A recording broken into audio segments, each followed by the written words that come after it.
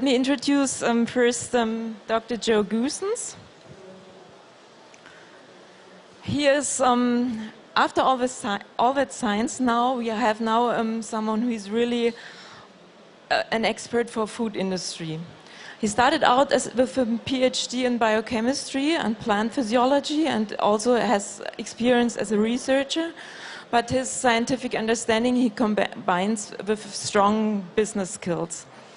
And he had leading positions in development and marketing in various companies and initiated the creation of sugar-free and low-calorie products. But in 2002, he set up his own consultancy company, the Belgium-based Goossens, who has a focus on nutrition and health. So what he cares about, he's involved in a lot of international projects as a consultant. He wants to find solutions in how the industry can be part of a solution for the growing problem of obesity and health associated with nutrition. In this, he specializes in advising companies in how to seek he wants to advise the companies how we can see the growing health concerns as an opportunity for business models. And in this, he initiated and managed projects like Nutrition and Health 2020, which developed future scenarios of nutrition. And he's part of a European-funded project, Food for Me, about which he will tell us a bit in his talk.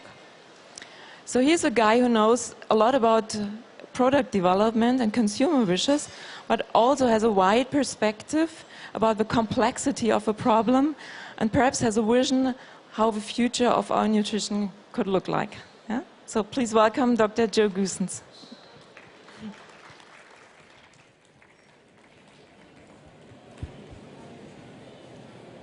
Good morning, ladies and gentlemen. We're at the drinktec. We're in the beverage industry. I've been for 25 years in the food and the food ingredient industry, so I'm back in my old environment, which is nice. It's also nice to see that there are a great number of people interested in developments that probably are going to change our world in the next 20, 25 years. So congratulations to you who are here to listen here today, because I think you are one of the forerunners who are going to start thinking about personalized nutrition. At least that's what I hope, and I hope that the introduction from Professor Joost on the scientific side has been convincing enough to say, okay, we have already some material there which we can use, and I hope to add on with my presentation a little bit more some of the views we have with regard to business model development and the possibilities that we have there. So I was introduced as the person from Goossens. Unfortunately, my presentation is being presented here under Shift N, which is another company that I'm dealing with and which is dealing more with systemic analyses of such problems in society. So I apologize for the dual identity. But anyway, whatever person you address, whether it's the Goossens or the Shift N person, he will respond to you, no problem.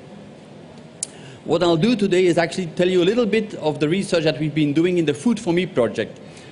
Food for Me is a project that is dealing with personalized nutrition, and the part of the work that I'm doing in this project has to do with how to conceive potential business models for the future in personalized nutrition. So, oops, this is probably easier. So, the first question is, do we need and why do we need personalized nutrition? And I think Professor Joost has given one element of why we should be thinking of personalized nutrition. The science allows us to start thinking in this direction. And I was, honestly, personally, I was not a convinced person of personalized nutrition a couple of years ago, but looking into the possibilities, looking into the science, I more and more feel that there are opportunities that we should be looking at. So why should we consider personalized nutrition from a business aspect? You know, for the last 25, 30 years, we've been dealing with health issues in food, right? In the 1970s, we had light food. Then we went to the low-calorie boom. We had specialty foods. We had lots of diets in the 90s. And finally, we ended up with a whole bunch of functional and rich foods. So we've been doing pretty well in terms of health and food, isn't it? So 150 billion, that's the value of this industry today. Now, have we been doing the right thing? And if I look at these curves, I'm saying we're missing the point, right? So we're still growing in terms of obesity and overweight. So the business models that we are handling today in terms of food and health, they do not seem to offer any solution to the problem that we really have in front of us. And shouldn't the industry be doing something about this? And I would say yes, it's a big opportunity, and I think the industry should start thinking really seriously about tackling this. Now, another comparison which I think is important for you to realize is if you compare food industry with health, you have the food industry turnover globally, which is $3.2 trillion. You have food-related health costs, which are $3 trillion. The balance is almost wrong. And the sad thing is that it's you and me, we are paying all this money. So for every dollar you eat, there's almost the same dollar that you spend in terms of health. So this is the situation we have. So we need to do something about it. And we have never known more about what foods are good for us. So everybody knows that. Still making the choice is extremely difficult. And we know that is due to the fact that our dietary behavior is extremely complex. And I'll give you a short insight of a project that we did for the UK government with regard to obesity. Obesity is about energy balance. We all know that. Energy intake, energy expenditure, right? Now, that energy balance is influenced by factors. It's your own feeling of satiety. It has to do with your energy expenditure in terms of physical activity. It's also influenced by your dietary behavior, your dietary habits that you're used to or that you get from your environment. It's also influenced by psychological ambivalence in the head on what is the right thing for me to do. So, but that in itself is influenced by such a large number of factors in society, which each influence each other once more. So we're looking here at an extremely complex system. And if there's one thing that the UK government took from this project is that, yes, policy measures about health and obesity and overweight, they need to tackle all aspects of our lives. So that's where we're heading to. In order to solve this problem, you can expect food industry will be pushed to do things and to do things differently in the future. And as you can see within this map, you can see there are societal factors, psychological factors, food industry production, food industry consumption, food activity, the physiological aspect that Professor Joost talked about, all of that is there. But we need to think about all these factors for the dietary behavior change. And this is where the Food for Me project came in. We are going to look within that project at how a personalized nutrition approach can maybe help to address some of these complex issues. And now that is a project which is actually looking at all the aspects of personalized nutrition. It's an integrated analysis of opportunities and challenges. It's a test case, right? So it's research, it's not a real life, but we try to see as many options in personalized nutrition. It's a project which is led by Mike Gibney from UCD. It's a 9 million European project, and the work that we are doing in the project is actually to think about what's the future of health and nutrition in Europe, and how can we design for those futures novel business model concepts that may work. So that's the goal that we have. And so within that work, we are almost halfway through. So we have basically done an analysis of what we have in terms of personalized nutrition today, how people, consumers and stakeholders in society think about that. We've been assembling all of that into what we perceive as the complex system of personalized nutrition. So what is influencing personalized nutrition offerings? And then we have developed scenarios for the future in which we will start thinking about business models. So I can only tell you about the first part of the project. The next part is still happening at this moment. So personalized nutrition today. We looked in 2011 at all the offerings that we could find on personalized nutrition. We found about 76, and this is not an exhaustive list, but 76 offerings that we analyzed. We found that most of them are very simple. It's all very individual operators. There are no chains. Most of these offerings are very cheap, less than €100. Many of them are even for free.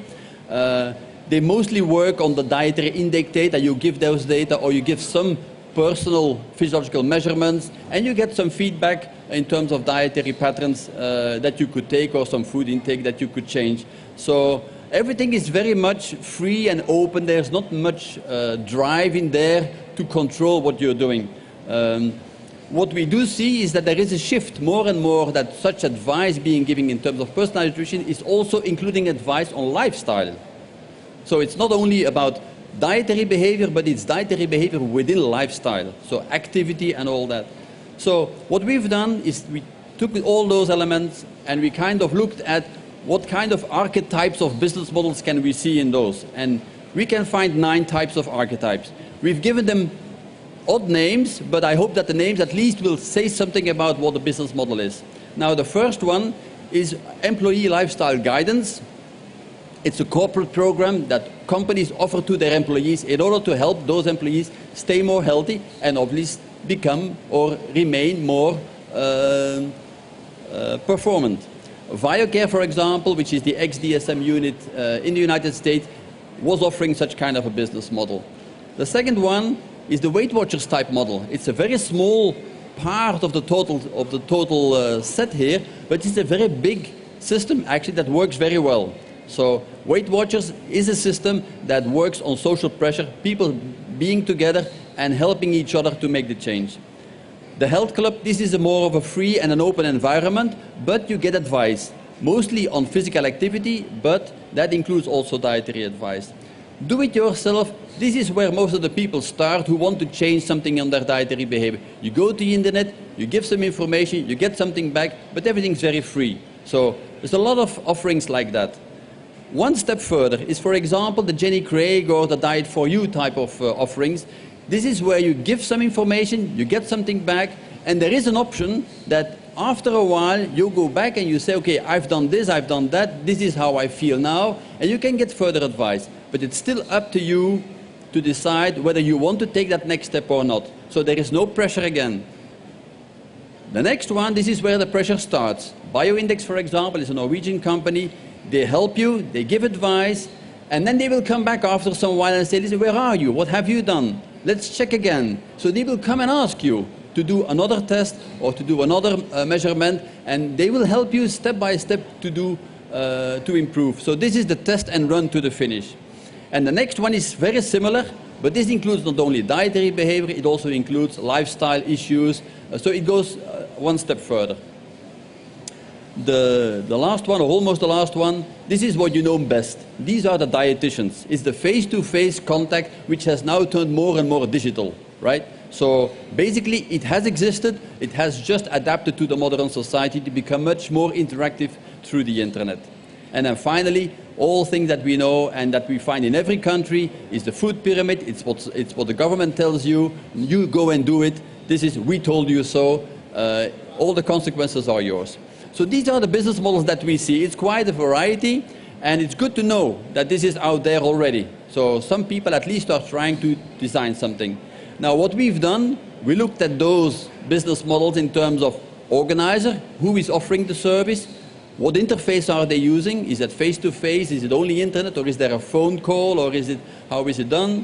What data are being gathered? So what do you give? Up to genomic information or a buccal swab and everything.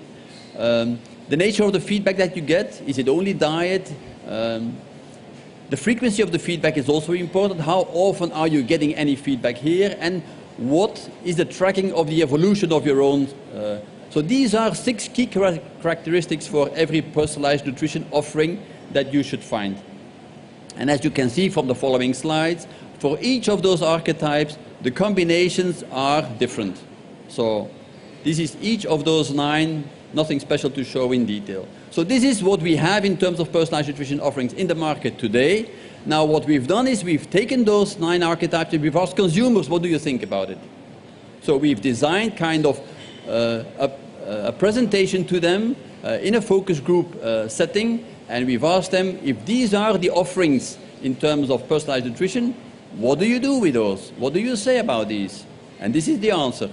So these people said, we see 4 essential attributes that we want to have in personalized nutrition. And this is the consumer saying, and this is not just people who are in the Food for Me research, these are people taken from the environment who want to know something about food and health and who can give some views on that. So they say, there is certainly some personal contact we want. Whether that is face-to-face or whether that is a phone call, I leave that in the middle, but personal contact, an interaction between one person and another person directly. We want qualified expert advice. What does that mean? It actually means only that the advice that's being given has to be perceived to come from somebody who has a good background and a solid background. So there must be trust. This is the trust element, which fits also with the personal contact element. The third one is, it should not only be diet, we want to have advice on everything that influences our health. And so exercise and lifestyle should be included in the advice. And finally, we don't want it once. We want to be supported. If we want to do something about it in personalized nutrition, we want to have some regular control and feedback of how we are doing. So this is essential. And this is the consumer telling us that we need to make sure that in every business model, this is being taken care of. Now, there are other attributes where some consumers want something different than others.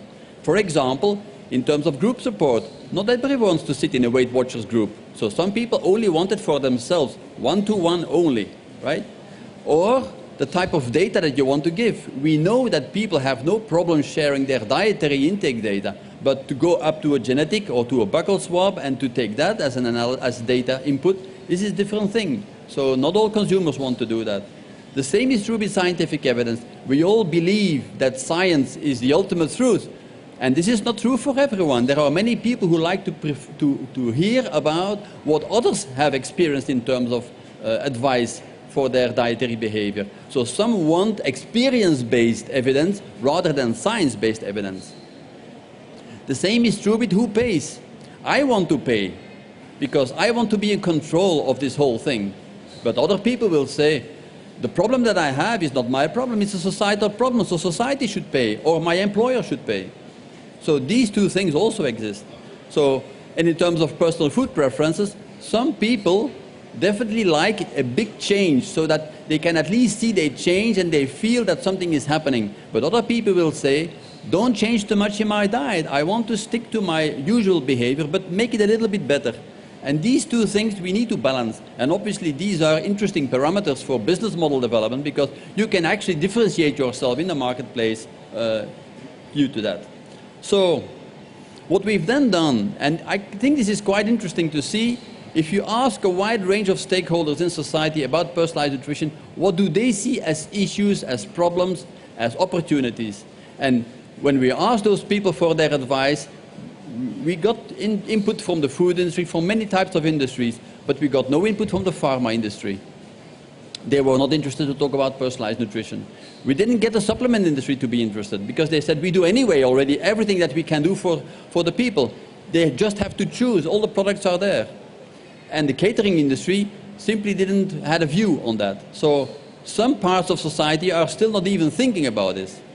But we have a good database of opinions. And there are 7 hurdles that they have identified for personalized nutrition business. And although this may sound as a bit of a threat and a risk for anybody to do that, it's good that we already know that these hurdles are there because we can anticipate on them. The first one is scientific evidence. There is a lot of doubt about the science still. And I'm sure Professor Joost will say there is good reasons to be doubtful because we don't know everything yet, far from. So the doubt can be there, but we are working on that. And on top of that, when you talk about science and food, there is a lot of skepticism in society about adding more science to the whole food issue. So we need to be careful about the science, but we need the science, and we need to make that evidence stronger. The other thing is diagnostics. We will need diagnostics in order to run a personalized nutrition offering. We will need that. But can they be made cheap enough, reliable enough? Will it be feasible to do that? Honestly, I think feasibility will not be a problem. But the cost of doing this at a large scale for a lot of people, this has to be seen. So this could be a major hurdle. Another reason to think of personalized nutrition is indeed the individual aspect. Some of these things may be just too expensive to do on an individual basis. And hence, there is a feeling that at least we can start offering personalized nutrition on a level that is more of a metabolic group level. So it's not individual, but it is designed to fit to a number of group of people that more or less have the same pattern in terms of diet and disease. The fourth point, which was seen to be quite controversial, is the fact that when you give nutrition advice, it's very difficult to get that across to the person who needs it. Typically, consumers don't look for information on nutrition and health. They go out and they search a little bit here and there for solid evidence to help them change. They're not really looking for that. So reaching the consumer who needs the change is very difficult. And what we say in the Food for Me project is that the people that we reach in the project are mostly the people who are already convinced that they can do something about it. But the majority, and the problem that we have in society, is that most of the people who need the change are not looking for the change. And that is another issue that the business model should try to solve. Another thing is, we've all been working with special foods that actually contribute to health. The great issue here is, if you want to personalize foods to a large extent, this may simply be economically impossible. Now, we are here at drinktec. If there is one food which is most easily personalizable, it's going to be the drink industry. So I think this is an area where the drink industry can advance faster than any other food industry. And this is what history has shown us. The drink industry has always been very much at the front line of these developments. So I think this is a good place to talk about personalized nutrition. Now, the other thing is, everybody agrees that here we are talking not about improving nutritional advice. We're not talking about improving the food that we can offer. We're talking about how can we help people achieve a lasting dietary behavior change. It's behavioral science that we are talking about. And this we have to realize. We have to design business models in this field that deal with behavioral science. The last one, and this is a quite surprising one, many stakeholders believe that these changes that personalized nutrition could help make happen will need some economic feedback to the person in order to make that change happen and to support the lasting dietary behavior change. And hence, I think society policy measures will at some point in time be needed and be helpful in order to get those models in place. So, we have 7 key points to think about if you design personalized nutrition business models. These are 7 key points to consider in great detail. Now, the next step is, if we take all that information, we have designed a model that describes what personalized nutrition offering is. And that model says basically, look at the center there, effective nutritional advice will lead to appropriate dietary patterns that will lead to an experience of well-being and will increase the inclination of people to accept diagnostic feedback and to accept further nutritional counseling. And that, again, will increase the effectiveness of the nutritional advice. This is the system that a personalized nutrition offering has to do. This is the lasting dietary behavior change that has to be at the center of every personalized nutrition. And that system itself sits, of course, in a large number of factors that influence it, right? This map shows the environment that describes everything that has to do with personalized nutrition to some extent. It's probably not detailed enough, but it starts to describe that environment. And it shows the interaction between those variables, whether they interact with each other on a positive or a negative way. Now, in that map, you can see there are areas which are related to how the healthcare systems are being set up, how food production is working, how food consumption patterns are, what economy and work environment we are in, the scientific side, the diagnostic testing side, and individual psychology. All of these elements we can find back in this map, and this describes the world or the environment in which personalized nutrition has to take place. You can see there are seven variables which sit at key points in that map. They are variables that kind of collect lots of these arrows, so they are pivotal to the system to work.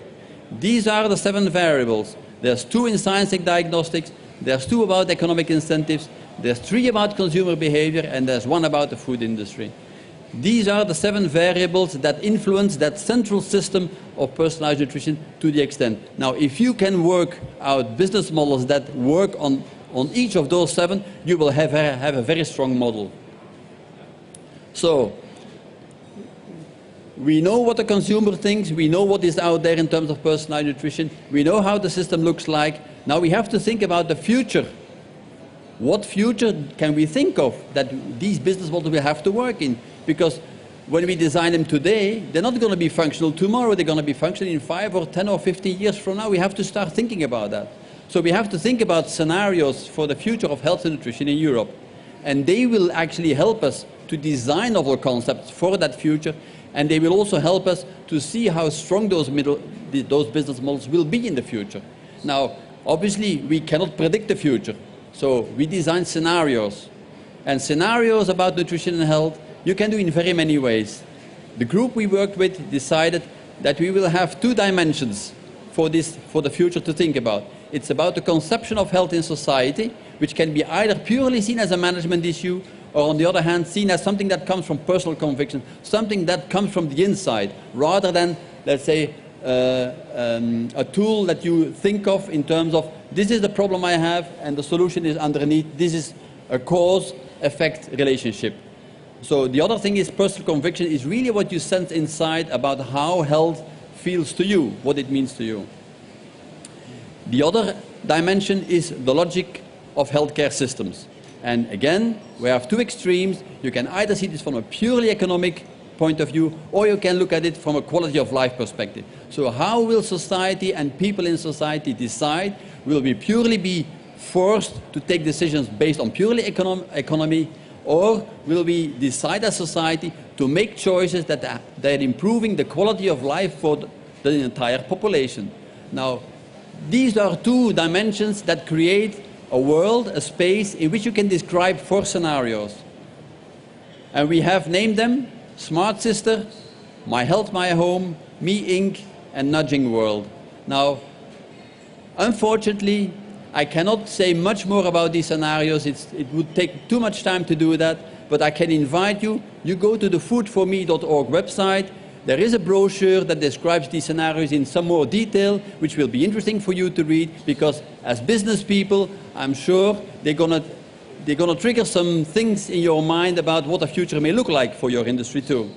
So we have 4 scenarios. They're very different in terms of dominant logic, in terms of key activity, and in terms of the governance type that is in that world.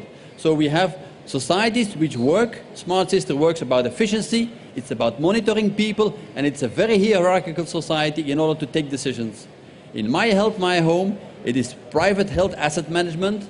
This is the Hexa account that, for example, in the US exists. It's personal health savings accounts that are being set up in that society. So it's about investing. You, as a person, invest yourself how much money you put into health, and you have your individual responsibility about that. In Me Inc., this is about manifesting values, about choosing what values are important for you and how you can express yourself about it. And this is a society of societies. There's whole lots of groups of different societies within that society. And then in Nudging Society, it's about the health commons management. Health commons, there's a decision in the society that health is a common good, and we all decide this is what we want as a society to have. And it's about stewarding. We need to steward people to follow that advice, to come there. And finally, the responsibility is collective. It's not individual. So these are 4 worlds that we have and that we have described, and in which we can think of business models and value creation models to be developed. So we take all that information, everything that I said, we know what's there, we know the archetypes, we know key issues, we know something about the consumer, we know something about the model, we know something about the future, so it's time to develop business models. And this is where we are with the project right now. So next month we will start designing in workshops those business model concepts, and in the end we will see whether those can work in those 4 scenarios. We can test these business models in those scenarios, and the outcome of that will be some business models may work here, some business models may work there, some will be more robust in various scenario worlds and could be more interesting to develop. And so these are the things that we are going to do in the next steps of the Food for Me project. So this is what I'd like to share with you on personalized nutrition. It's a very explorative view on business model development, but I think unless we start thinking about this right now, we are not going to make, or we're not going to make any changes in the world following these business models. Thanks very much.